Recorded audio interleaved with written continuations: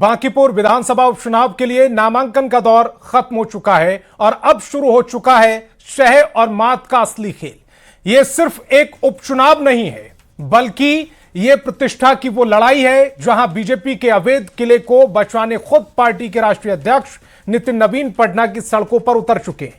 कभी संगठन की बैठकों में तो कभी एनडीए के दिग्गजों के साथ रणनीतियों के चक्रव्यूह बुने जा रहे हैं।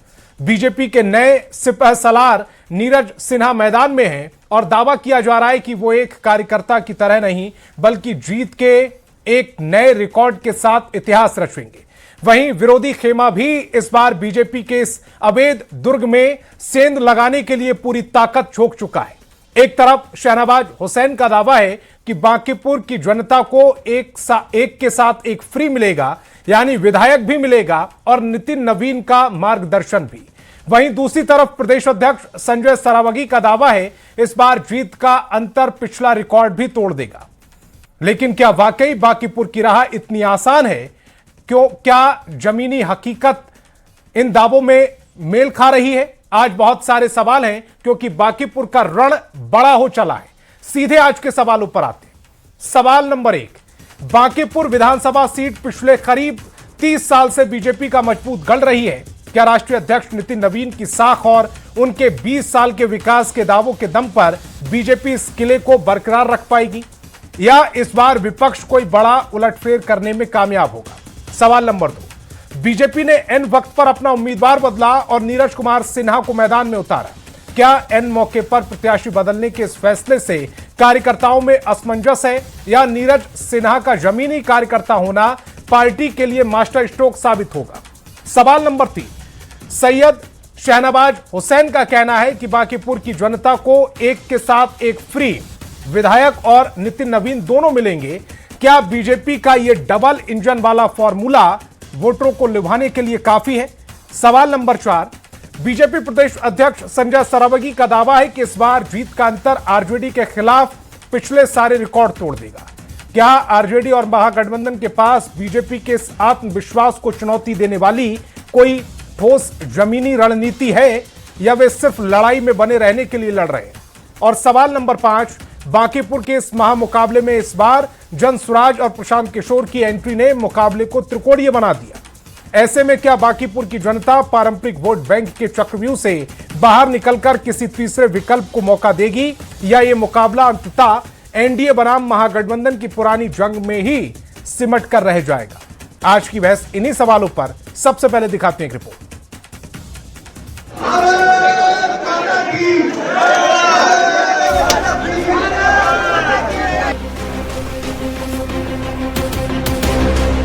बांकीपुर विधानसभा उपचुनाव के लिए नामांकन का दौर खत्म होने के बाद अब सियासी दलों ने पूरी ताकत झोंक दी है। बीजेपी की परंपरागत सीट रही बांकीपुर के प्रत्याशी नीरज कुमार सिन्हा की जीत सुनिश्चित करने के लिए पार्टी के राष्ट्रीय अध्यक्ष नितिन नवीन ने विधानसभा क्षेत्र में रणनीति पर कार्यकर्ताओं के साथ बैठक की। चुनावी तैयारियों की समीक्षा की। बैठक के बाद प्रेस कॉन्फ्रेंस करते हुए नितिन नवीन ने बांकीपुर की जनता से पार्टी प्रत्याशी नीरज कुमार सिन्हा को जिताने की भावुक अपील भी की। मेरा क्षेत्र रहा है तो क्षेत्र की जनता की अपेक्षा थी कि नितिन नवीन उनके सामने नजर आए। ये बड़ी खुशी है कि भारतीय जनता पार्टी का नेतृत्व ने एक मंडल अध्यक्ष जैसे कार्यकर्ता को मौका दिया है बांकीपुर के जनता के सेवा के लिए। और मैं यही कहूँगा बांकीपुर की जनता के लोगों से कि आपने मुझे एक अपने अनुज के रूप में, भाई के रूप में जो आशीर्वाद दिया है, मेरा छोटा भाई नीरज सिन्हा भी उसी विश्वास और आशीर्वाद के साथ काम करेगा। चुनौती क्या रहेगा? मैंने तो चुनाव लड़वाया, इतना जिताया, तो मुझे जो चुनाव लड़ा जितवाया, अब मुझे क्या, मैं तो खुद चुनाव लड़ा, मेरे कार्यकर्ता मेरी शक्ति है। तो वहीं केंद्रीय कपड़ा मंत्री गिरिराज सिंह ने दावा किया है कि बांकीपुर की जनता बीजेपी को ही वोट करने जा रही है। आरजेडी पर नकारात्मक राजनीति करने का आरोप लगाते हुए गिरिराज ने प्रशांत किशोर पर भी निशाना साधा और कहा कि विधानसभा चुनाव में जो व्यक्ति एक भी सीट पर जमानत नहीं बचा सका, वो अब खुद चुनाव मैदान में खड़ा है। तो क्या प्रशांत किशोर वोट खरीदने आए हैं? आरजेडी राजनीति से ही लगता है खत्म हो गया। मतदाता भारतीय जनता पार्टी को ही जिताएगी। पूरी चुनाव जो व्यक्ति हार गया, जमानत जब्त हो गया और वो अपने उम्मीदवारी में खड़ा हो, वोट को खरीदने आए हैं। वोट मतदाता बिकने वाला है क्या? बांकीपुर सीट पर पिछले 30 साल से बीजेपी का कब्जा रहा है। 2005 से बांकीपुर सीट से नितिन नवीन लगातार चुनाव जीतते रहे, लेकिन इसी साल बीजेपी के राष्ट्रीय अध्यक्ष चुने जाने और फिर राज्यसभा के सांसद बनने के बाद बांकीपुर विधानसभा की सीट खाली हो गई थी। अब इस सीट पर 30 जुलाई को उपचुनाव की वोटिंग होगी और 3 अगस्त को नतीजे आएंगे। वैसे मैदान में आरजेडी उम्मीदवार रेखा गुप्ता के साथ ही जनसुराज के संस्थापक प्रशांत किशोर भी खुद चुनावी ताल ठोक रहे हैं। ऐसे में इस एकमात्र सीट पर हो रहे उपचुनाव में एक ही सवाल हर किसी की जुबान पर है, वो ये कि बांकीपुर में किसका पलड़ा भारी। दिल्ली संवाददाता अमितेश सिंह के साथ पटना से शैलेंद्र कुमार की रिपोर्ट, न्यूज़ 18। तो चलिए मेहमानों से आपका परिचय कराते हैं। बीजेपी से हमारे साथ कुंतल कृष्ण जी जुड़ रहे हैं, आरजेडी से आरजू खान जी जुड़ रहे हैं, इसके अलावा जेडीयू से चंदन सिंह और जेएसपी यानी कि जन स्वराज पार्टी से कुमार सौरभ जी जुड़ रहे हैं। वरिष्ठ पत्रकार ऋषि मिश्रा जी भी इस डिबेट का हिस्सा हैं। बहुत बहुत स्वागत सभी मेहमानों का। पहला सवाल कुंतल कृष्ण जी, आज पूरे दिन बैठकों का दौर चलता रहा, नितिन नवीन अपनी रणनीति बनाते रहे। पहले बीजेपी के नेताओं कार्यकर्ताओं के साथ रणनीति बनी, फिर एनडीए के कार्यकर्ताओं के साथ नेताओं के साथ रणनीति बनी। क्या लग रहा है बांकीपुर में कितना मार्जिन? देखिए, दो बहुत महत्वपूर्ण बातें हैं। पहली बात, माननीय नितिन नवीन जी की अपनी कॉन्स्टिट्यूएंसी है ये, उनके इस्तीफे से जो सीट खाली हुई है उस पर उपचुनाव हो रहे हैं। दूसरी बात, राष्ट्रीय अध्यक्ष के इस्तीफे से जो सीट खाली हुई है उस पर एक मंडल अध्यक्ष को चुनाव लड़ने का मौका दिया गया है। माननीय राष्ट्रीय अध्यक्ष जी ने आज बांकीपुर की देवतुल्य जनता से अपील करते हुए यह कहा, निवेदन किया कि जितने वोट उन्हें मिले थे पिछले चुनाव में, 2025 के चुनाव में, माननीय नितिन नवीन जी को बांकीपुर की जनता ने 1 लाख वोटों का आशीर्वाद दिया था। 1 लाख वोटों का, जितने वोट पड़े थे उसमें से तकरीबन 70% वोट उन्हें पड़े थे। और आज माननीय राष्ट्रीय अध्यक्ष जी ने, नितिन नवीन जी ने यह निवेदन किया है कि उनसे ज्यादा वोट हमारे अभी के उम्मीदवार को दिया जाए। चूंकि एक मंडल अध्यक्ष, बूथ अध्यक्ष से काम करते करते मंडल अध्यक्ष तक पहुंचने वाले व्यक्ति को यह सम्मान दिया है संगठन ने, और हमें पता है कि बांकीपुर की जनता को जो सेवक चाहिए उस सेवक के रूप में हमारा नीरज भाई पूर्ण रूपेण सफल रहेंगे। आज के दिन में बांकीपुर का जो मूड है, बांकीपुर की देवतुल्य जनता ने उन्हें आशीर्वाद दे दिया है। आप, लड़ाई कहां है?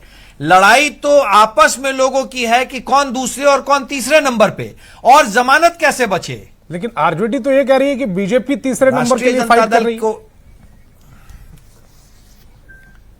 अरे भाई, अब दिन में कोई सपने देखने लग जाए तो उसमें तो कोई परेशानी ही नहीं है। और राष्ट्रीय जनता दल की मैं आपको बात बताऊं, राष्ट्रीय जनता दल के युवराज बिहार के नेता विपक्ष घोषणा होते के साथ बिहार से गायब हो गए।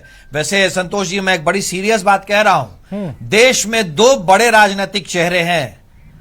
देश में विपक्ष के बड़े नेता राहुल गांधी और बिहार में नेता विपक्ष तेजस्वी यादव बार बार विदेश जाते हैं। कहां जाते हैं, क्यों जाते हैं, किससे मिलते हैं, कुछ नहीं पता है। बड़ा सवाल है। बिहार के नेता विपक्ष अभी पहले भी 40 दिन तक गायब रहे विपक्ष से। साहब, जांच कराने को तो हम करा लें, लेकिन अपनी जिम्मेदारी भी तो इनकी कुछ है। इनकी अपनी जिम्मेदारी भी तो कुछ है। नेता विपक्ष हैं बिहार के। भाई, ये तो बड़ा सवाल है। 40 दिन पहले भी गायब रहे थे, 40 दिन पहले थे, और अभी विदेश गए हैं। कहां गए हैं, ये जवाब तो देना पड़ेगा। कहां जा रहे हैं, किससे मिल रहे हैं, क्या कर रहे हैं। पूरे लाल लश्कर के साथ चुनावी मैदान में उतर चुकी है। आप देख ही रहे, आज मीटिंगों का दौर जारी रहा। लगातार वो अपने कार्यकर्ता और अपनी जो जमीनी ताकत है उसको बढ़ाने में लगी हुई है। लेकिन बात तो, सवाल तो ये पूछेगी ना बांकीपुर की जनता कि आरजेडी ने अपना चेहरा आगे कर दिया, तैयारी कब से शुरू होगी? है कहां नेता प्रतिपक्ष? बांकीपुर की देवतुल्य जनता ये पूछ रही है कि रोबोट छाप आदमी को अगर खड़ा कर दिया और संजय सरावगी उसके प्रदेश अध्यक्ष हैं, उनको बोलने तक नहीं देते हैं, कंधे से जकड़ के रखते हैं, जुबान पे हाथ लगा के रखते हैं, तो इसमें बांकीपुर की देवतुल्य जनता आती कहां है? बिहार के लोगों ने, बांकीपुर की जनता ने देखा कि ऐसे रिमोट कंट्रोल को लाके अगर खड़ा करिएगा और बिहार प्रदेश की सरकार रोबोट की तरह 2 गुजरातियों को रिमोट कंट्रोल से चलेगी, तो ऐसी सरकार नहीं चाहिए।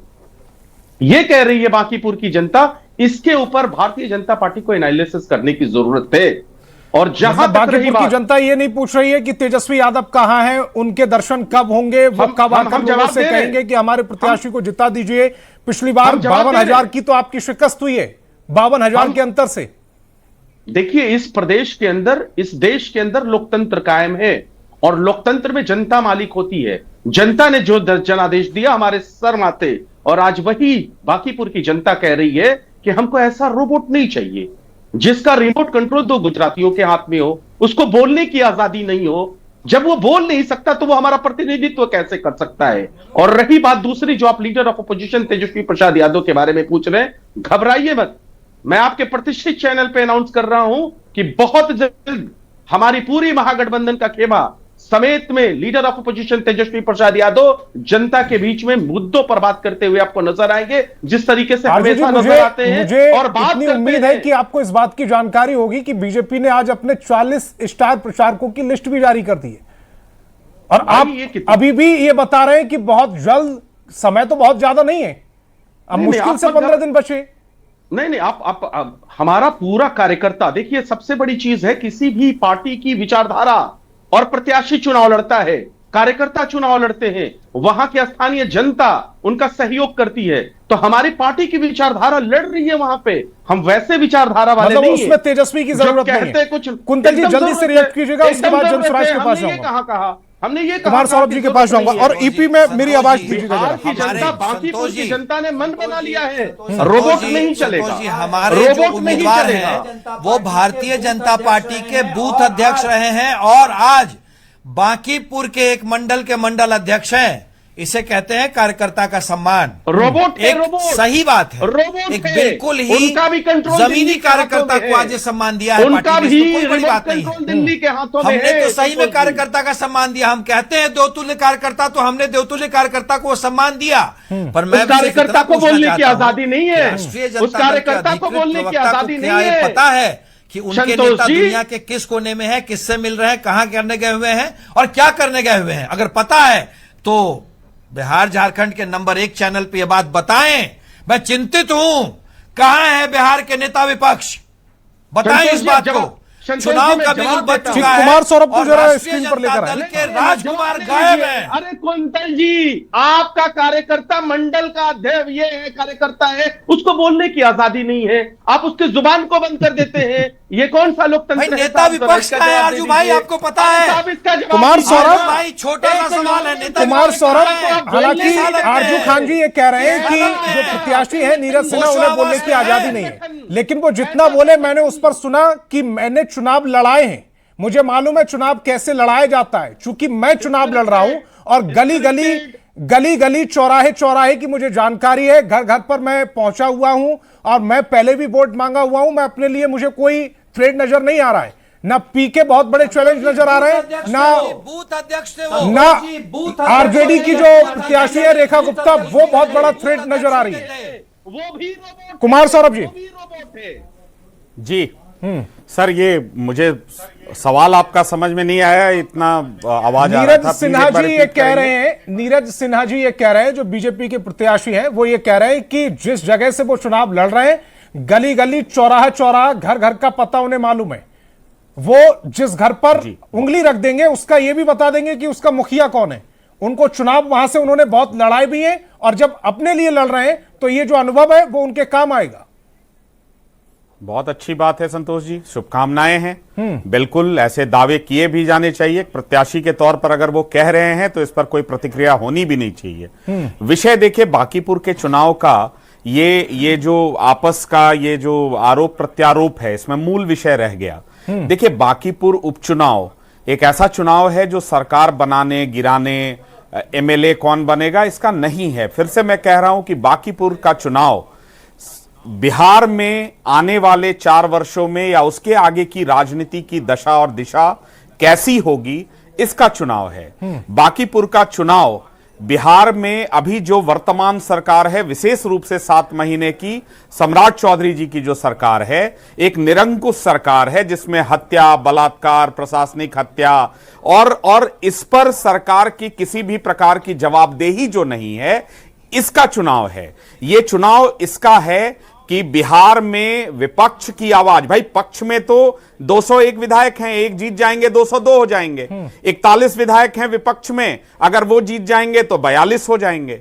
विषय यह है कि बिहार के मूल मुद्दों पर, चाहे वो आज आर्थिक स्थिति हो बिहार की या बिहार में कानून व्यवस्था की स्थिति हो, सरकार की जवाबदेही हो, उस पर कौन सवाल पूछ रहा है। कैंडिडेट है प्रशांत किशोर, वो पक्ष में विपक्ष में, आपने पक्ष की बात कर ली, विपक्ष की बात कर ली, आप कहां बैठिएगा अगर जीत गए तो? भाई ऐसा है कि ये मुझे नहीं लगता है कि बिहार को बताने की जरूरत है, इसलिए कि मैं आपको 2-3 एग्जाम्पल दे देता हूं। नीट छात्रा की हत्या हुई, जहानाबाद कौन गया? जनसुराज के प्रत्याशी प्रशांत किशोर गए, उसके बाद एसआईटी का गठन हुआ। अगर पांडव की हत्या हुई। कुमार सौरभ जी, सवाल बड़ा सीधा सा है। ये जो आप जिन मुद्दों को बार बार उठा रहे हैं, आपकी मेरी डिबेट इससे पहले भी हुई, तब भी आपने सेम स्क्रिप्ट दोहराई थी। इसके बाद आपके दूसरे प्रवक्ता आए थे, आप अनअवेयर थे। पहली बात तो आपको यह पता ही नहीं था कि प्रशांत किशोर जी बिलौटी गए हैं कि नहीं है। संतोष जी, यहीं पे मैंने आपको कहा था, अगर आपको याद हो। कुमार सौरभ जी, आपने जानकारी दे दी थी और मैंने जानकारी ले ली थी। इसमें लड़ने वाली स्थिति कहां हुई?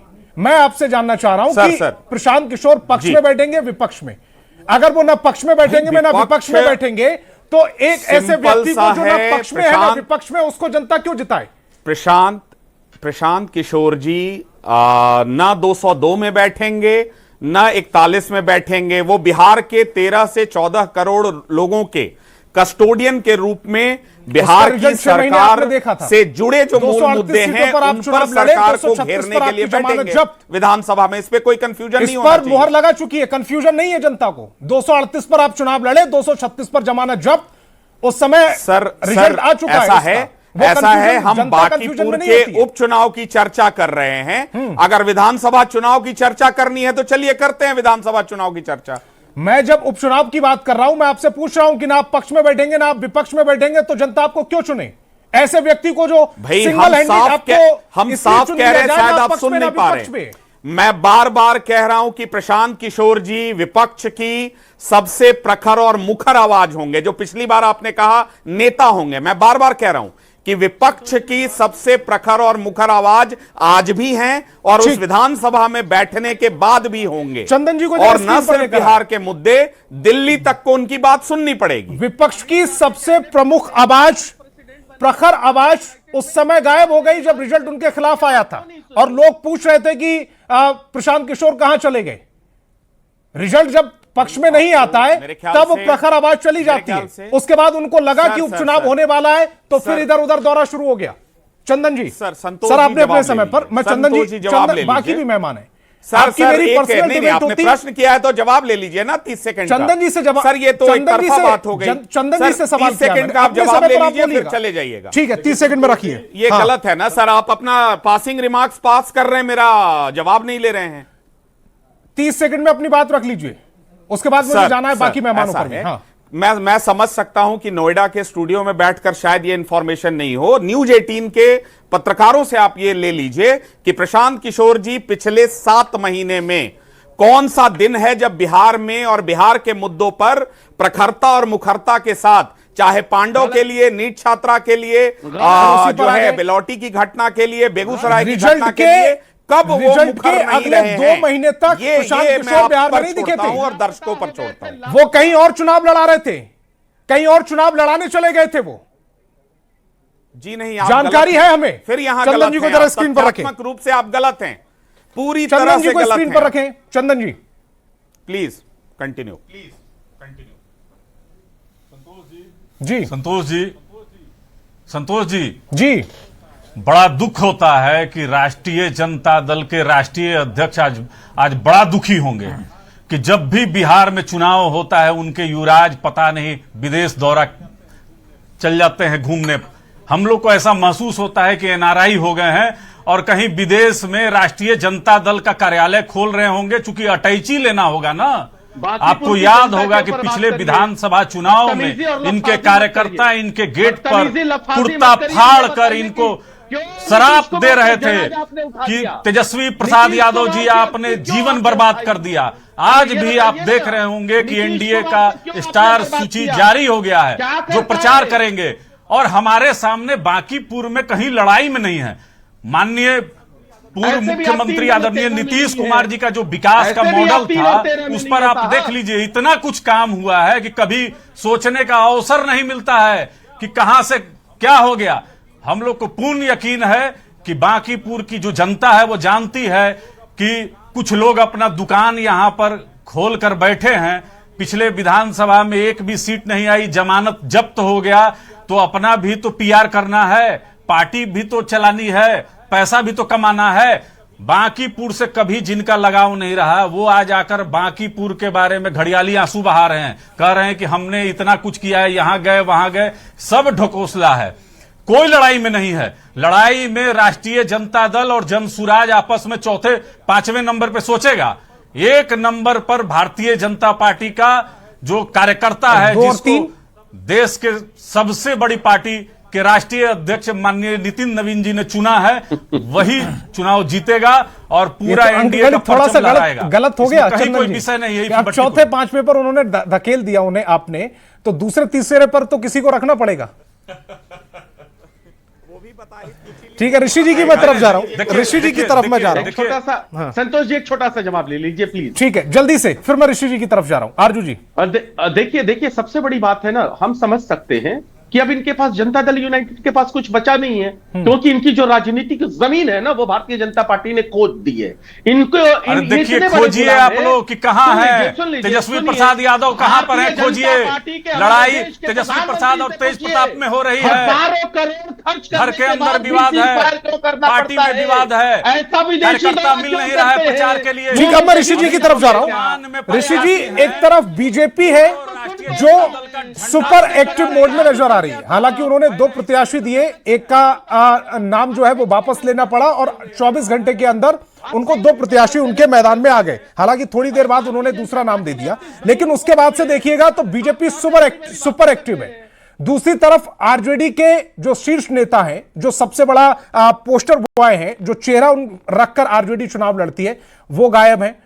प्रशांत किशोर एक्टिव नजर आ रहे हैं, लेकिन प्रशांत किशोर बांकीपुर में कितना कमाल कर पाएंगे उस पर क्वेश्चन मार्क है। ऐसा नहीं लग रहा है कि विपक्ष थोड़ा सा पिछड़ रहा है इस जल्दबाजी की रेस में? दिन बचे हैं बहुत कम। जी संतोष जी, आपके बात से सहमत हूं मैं। यदि विपक्ष एकजुट होकर चुनाव बांकीपुर की लड़ती तो एक अलग फिजा आपको देखने को मिलता है। बात बिल्कुल सही है। और जहां तक राजद की बात है तो ये बात आपने एक बहुत महत्वपूर्ण सवाल उठाया है कि जो पार्टी के प्रमुख चेहरा हैं तेजस्वी यादव पूरे सीन से गायब हैं। जब उपचुनाव हो रहा है, जब एक अच्छा मैसेज आता है, जब रेखा गुप्ता नॉमिनेशन करने जा रही थी तो तेजस्वी यादव या पार्टी के बड़े नेता, कोई राबड़ी देवी या कोई बड़े नेता उनके साथ होते। जो पार्टी के प्रमुख चेहरा हैं वही सीन से गायब हैं। तो एक सवाल उठता है कि भाई जो मेन राजद के युवराज हैं वो कहाँ हैं। जहां तक बीजेपी की बात है तो बीजेपी देखिए चुनाव में नैरेटिव का बड़ा महत्व होता है और प्रशांत किशोर नैरेटिव बनाने में एक्सपर्ट हैं। उनसे बड़ा एक्सपर्ट मुझे नहीं लगता है कि बिहार में कोई होगा। बीजेपी ने बैठे बैठाए उनको एक मुद्दा दे दिया। जैसे जिस प्रकार से उम्मीदवार का चयन हुआ है वो कहीं ना कहीं एक मुझे लगता है कि बीजेपी ने अपने पैर पे खुद कुल्हाड़ी मारा है। आश्चर्य मुझे हो रहा है कि बीजेपी के राष्ट्रीय अध्यक्ष का सीट है और आप एक उम्मीदवार चयन ठीक से नहीं कर पाते हैं। जिस उम्मीदवार को पहले आपने सिंबल दिया, क्या उसके बैकग्राउंड की जानकारी आपको नहीं थी? किस प्रकार से स्क्रीनिंग हुआ? अब तो वो उससे आगे बढ़ गए ना। अगर वो कैंडिडेट होता तो ये उनके लिए फायर बैक हो सकता था। अब तो उससे आगे निकल गए। उसका नुकसान होता है, क्योंकि देखिए बीजेपी विश्व की सबसे बड़ी पार्टी होने का दम बीजेपी भरती है और आप एक ठीक से उम्मीदवार चयन नहीं कर पाते हैं। तीसरी बात यह है कि देखिए, सम्राट चौधरी के मुख्यमंत्री बनने के बाद कई ऐसे डेवलपमेंट हुए हैं, कई ऐसे बयानवीर हैं बीजेपी के, खासकर भरत तिवारी वाले मसले में आप देखिए, नागमणि जैसे नेताओं का बयान, जेडीयू के जो भगवान सिंह कुशवाहा है उनका बयान, उससे जो बीजेपी के कोर वोट बैंक है उसमें रिएक्शन हुआ है। मुझे लगता है इसका नुकसान बीजेपी को बाई इलेक्शन में उठाना लेकिन पड़ेगा। आज नितिन नवीन आए, वो जिस तरह से लोगों से उन्होंने संवाद किया, उन्होंने जिस तरह से मैसेजिंग की है, उसका फर्क नहीं पड़ेगा। मैं उसी पे आ रहा हूं। देखिए, बीजेपी का गढ़ है, 95 से लगातार बीजेपी चुनाव जीत रही है। बीजेपी को हराना प्रशांत किशोर या किसी भी उम्मीदवार के लिए इतना आसान नहीं होगा, लेकिन जिस प्रकार से प्रशांत किशोर नैरेटिव बना रहे हैं, मुझे लगता है कि ये चुनाव बाइपोलर होने जा रहा है। प्रशांत किशोर नैरेटिव तो 6 महीने पहले भी खूब गढ़ा गया था और कहा गया था कि हमने इनके चेहरों पर शिकन ला दी है, लेकिन रिजल्ट क्या हुआ उसका? नैरेटिव से रिजल्ट तो नहीं बदला। देखिए, यदि संतोष जी बिहार के राजनीति के इतिहास को टटोलेंगे या भारतीय राजनीति के इतिहास को टटोलेंगे, तो मुझे आपको ये याद दिलाना होगा कि आजमगढ़ में इमरजेंसी के बाद मोहसिना किदवई चुनाव लड़ी थी। किस प्रकार से इंदिरा गांधी के विरुद्ध में एक मतलब माहौल विपरीत माहौल बना हुआ था, और इंदिरा गांधी कैसे माहौल चेंज करके मोहसिना किदवई को आजमगढ़ में चुनाव जिता के लेके आई थी। आपको 94 में वैशाली में लेकिन उसके लिए विपक्ष ने मेहनत की थी। इस समय सवाल उसी मेहनत पर है। कुंतल कृष्ण जी कुछ कह रहे हैं, जल्दी से अब से जरा टाइमर लगा दीजिएगा, 1-1 मिनट सबके पास। कुंतल जी। संतोष जी, देखिए, मैं बार बार इस बात को कह रहा हूं, हमारे उम्मीदवार पे आप सवाल कर रहे हैं ना, हमारे उम्मीदवार कौन है इसको कृपया जान लीजिए। भारतीय जनता पार्टी तो संगठन पे चुनाव लड़ती है, और हमारे उम्मीदवार, भारतीय जनता पार्टी के उम्मीदवार बूथ के अध्यक्ष रहे हुए हैं, बांकीपुर के एक मंडल के अध्यक्ष हैं। नीरज जी जब ये बात कह रहे हैं, भाई नीरज जब ये बात कहते हैं कि मैंने चुनाव लड़वाया है, तो सत्य कह रहे हैं। बूथ अध्यक्ष की तरह जिस वक्त इनके उम्मीदवारी की घोषणा हुई थी, उस वक्त नीरज जी पर्चियां बांट रहे थे भाजपा की। हमने अपने कार्यकर्ता को टिकट दिया और हमें इस पे गर्व है। हमने सम्मान दिया है अपने देवतुल्य कार्यकर्ता को। इसीलिए माननीय राष्ट्रीय अध्यक्ष जी ने आज अपने अपील में यह बात कहा है कि हमने अपने एक बूथ अध्यक्ष को टिकट दिया है। आप उन्हें आशीर्वाद दें और मुझसे बड़ा आशीर्वाद दें। दूसरी बात, ये पूरा चुनाव मैं सुन रहा था, जन स्वराज के हमारे साथी सौरभ जी ने एक बात सही कही कि ये लड़ाई है विपक्ष कौन है इस बात को दर्शाने की। सच्चाई में ये लड़ाई है बिहार में विपक्ष के स्पेस की को एक्वायर करने की, अपनी अपनी जमानत बचाने की। चूंकि आज के दिन में तो सबसे बड़ा विपक्ष बिहार में राजद ही है, और राजद के राजकुमार गायब हैं। आरजू भाई, मुझे प्लीज बताएं, क्या आपको पता है कि आपके राजकुमार बिहार के नेता विपक्ष दुनिया के किस कोने में हैं और क्या कर रहे हैं, किससे मिल रहे हैं? बांकीपुर में लोग इस बात को चुनाव है और आपके राजकुमार गायब हैं। जरा स्क्रीन पर टाइमर भी रखिएगा। अंतिम बात सौरभ जी, कुंतल जी, अंतिम बात जी, अंतिम बात। अब अभी भी जन स्वराज पार्टी के उम्मीदवार प्रशांत किशोर जी के विषय में मैं ये बात बता देना चाहता हूं। बांकीपुर की देवतुल्य जनता को यह जानना जरूरी है कि ये महाशय जो बिहार को कहते हैं कि मैं बिहार को कुछ देने आया हूं, इनका बैंक अकाउंट तक बिहार में नहीं है। इनका बैंक अकाउंट तक बिहार में नहीं है। पिछले 4 साल से बहेलिये की तरह जो जाल फेंक रहे हैं, उसकी सच्चाई यह है कि इस राजनीतिक बहेलिये की तरह जो व्यक्ति हमारे बीच में है, इनका बैंक अकाउंट तक बिहार में नहीं है। आरजू जी प्लीज करना आसान है। आरजू जी आग का दरिया है, तैर के जाना है। ये तो बड़ा अजीब सा मामला है कि अगर आपके संगठन का कोई मंडल का कोई अगर कार्यकर्ता है, उसको बोलने की आजादी नहीं है। हमको मालूम है, आप इस पे स्किप कर जाइएगा क्योंकि आपके बड़े नेता उसका मुंह दबा रहे थे। दूसरी बात, जहां तक जन स्वराज की बात रही, आपने फेंक दिया कि विपक्ष सबसे बड़ा कौन होगा। मैं कहता हूं कि अमित शाह के कहने पर प्रशांत किशोर पांडे जी को आपको जनता दल यूनाइटेड में वाइस प्रेसिडेंट बना दिया गया। आप विपक्ष के, आप तो सत्ता में रहे साहब, और जब आप सत्ता में रहे लगभग 2 सालों तक, तो आपने बिहार के लिए क्या किया? सबसे बड़ा सवाल यह है। आप विपक्ष, कुमार भाई की तरफ मैं जा रहा हूं। आप विपक्ष कुमार सौरभ जी, भारतीय जनता पार्टी पीके का बैंक अकाउंट बिहार में नहीं है क्या? ये जो दावा किया जा रहा है बीजेपी की तरफ से सच है? सर बहुत बढ़िया। देखिए सत्ता का अहंकार किसे कहते हैं? अरे एक सीधे से हमारे बताइए ना, है या साथी नहीं? ने कहा, अरे सर आप मतलब मुझे 10 सेकंड तो अलाउ करो ना अनइंटरप्टेड। आप बुलवा लो इनसे। मैं आपको 1 मिनट दे रहा हूं। नहीं मतलब आप जो अब आप है मुझसे खुला लगने- 1 मिनट अब का मुझसे- टाइम सेट हाँ। करके 2.5 मिनट बोलने देंगे सत्ता में बैठे लोगों को, और 5 सेकंड नहीं हुआ आप इंटरप्ट कर रहे हैं सर। मैंने सवाल आप जो बुलवा पूछा लीजिए उसका उनसे। आप सीधा जवाब दे सकते थे, है नहीं है? सर सीधा, बाकी उनको तो नहीं कहा सीधा जवाब ठीक है, आप दीजिए, घुमा ऐसे कर नहीं जवाब होता है दीजिए। ना। सर मेरा जवाब दे दीजिए। कुमार सौरभ जी, अरे घुमा सर कर- देखिए सत्ता का अहंकार, सत्ता का अहंकार ये है कि अभी चुनाव संपन्न नहीं हुआ है और ये चौथे और 5वें नंबर का जो है पार्टी बना दिए। दूसरा, एक जो बैठे हैं उनको प्रशांत किशोर जी में सबसे बड़ा अवगुण लगा कि वो पांडे हैं। दूसरे, आज 23, 24, 25 पेज का एफिडेविट में ये ढूंढे हैं कि प्रशांत किशोर जी की जो है बैंक अकाउंट नहीं है बिहार में। आपको शिक्षा पर, डिग्री पर, उनके इनकम पर, उनकी शैक्षणिक योग्यता पर, उनके बाकी के कार्यकलापों पर कुछ बोलने के लिए नहीं है, तो उनका बैंक अकाउंट नहीं है। ये पूछिए ना कि बिहार से 1,70,000 से 1,80,000 करोड़ के पूंजी का पलायन हर वर्ष क्यों हो जाता है, जब तेलंगाना का सीडी रेशियो, तमिलनाडु का सीडी रेशियो 100% से ज्यादा है, बिहार का 50% क्यों है? बिहार का के लोगों का इनकम सबसे कम है क्यों है? और इसीलिए बाकीपुर के मुद्दे पर आइए भैया, ट्रैफिक जाम, जल जमाव जो है, आप चुनाव लड़िएगा यहाँ पर और आपसे ये सवाल जो है पूछा जाए कि आपका बैंक अकाउंट शिक्षा कहाँ की है? स्थिति, तो अगर आप जहां का गुणगान कर रहे हैं वहां पर फिर चुनाव लड़ लीजिए ना। पर बात कीजिए। ऋषि जी को जरा स्क्रीन पर रखें। ऋषि जी 30 सेकंड में अपनी बात, 30 सेकंड मेरे जेडीयू प्रवक्ता के लिए। संतोष जी यदि यही क्राइटेरिया होगा कि जो कोई व्यक्ति जिस राज्य या जिस संसदीय या विधानसभा क्षेत्र से चुनाव लड़ेगा उस राज्य में उस व्यक्ति का बैंक अकाउंट हो, तो मैं पूछता हूं कुंतल जी से या राजद तमाम नेताओं से कि उत्तर प्रदेश में नरेंद्र मोदी जी का बैंक अकाउंट है क्या? बैंक अकाउंट तक नहीं है। गजब की तर्क दे रहे हैं, गुवाहाटी, फरीदाबाद और चेन्नई। अरे हम कह रहे हैं नरेंद्र मोदी जी का उत्तर प्रदेश में बैंक अकाउंट है क्या? उनका जन्म स्थान भी तो नहीं है ना। जब प्रशांत किशोर ये दावा करते हैं कि मेरा जन्म स्थान बिहार है, तो आपके पास कोई डॉक्यूमेंट्स नहीं है बिहार का। देखिए ये इशू, देखिए मैं एक पत्रकार के हैसियत से कह रहा हूँ, ये इशू नहीं होना चाहिए। इशू होना चाहिए कि बांकीपुर का जो डेवलपमेंट है, आज भी देखिए विगत मतलब 2 मुख्यमंत्री देने वाला कंस्टिट्यूएंसी है।